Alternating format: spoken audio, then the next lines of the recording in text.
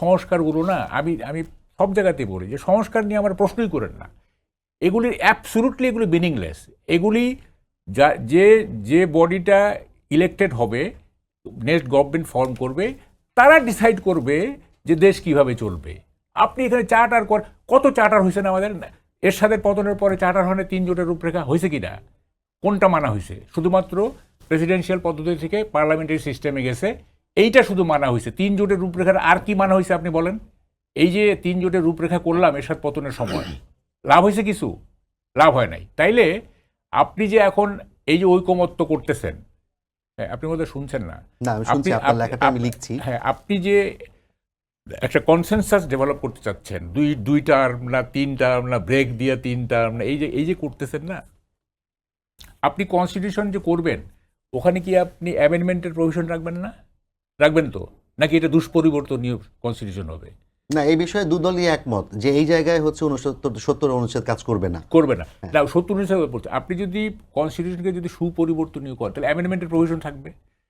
অ্যামেন্ডমেন্টের যদি প্রভিশন থাকে তাইলে যত সংখ্যক সংসদ সদস্য থাকলে অ্যামেন্ডমেন্ট করা যায়, ধরেন আমার সেই এনসিপির বা বিএনপির তত সংখ্যক সদস্য থাকলো, সে তো এখন যেগুলি হচ্ছে সেগুলি যদি তাদের পছন্দ না হয়, যেগুলি আমার চিন্তার বাইরে, সেগুলি অ্যামেন্ডমেন্ট করে দিবে, তার নতুন কিছু ঢুকাবে। আপনি কিভাবে চেক করবেন?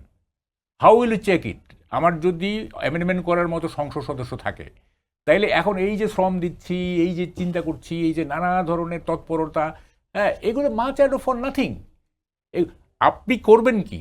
আমি যেটা বলি, আমি করবেন কি, আপনি political adjustment, politics of accommodation, কীভাবে মানে পিসফুল কোএক্সিস্টেন্সের মাধ্যমে রাজনীতি করা যায়, কিভাবে সবার মধ্যে পলিটিক্যাল কালচার গ্রো করা যায় যাতে মানুষ সভ্য আচরণ করতে পারে, আপনি এগুলি সংস্কার করবেন।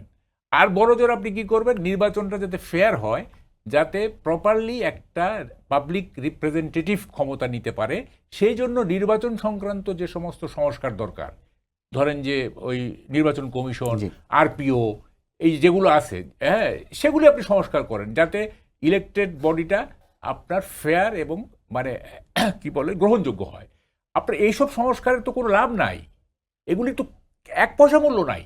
হ্যাঁ, আপনি শুনেন, মানে আমাদের দেশে কি হয়, আমরা কি দেখছি, আমাদের তো আমরা মনে হচ্ছে কি আমরা বোধহয় আমরা বোধহয় 53 বছর বোধহয় ঘুমায়েছিলাম। হ্যাঁ, এই 5ই আগস্টের পরে আমরা জেগে উঠছি।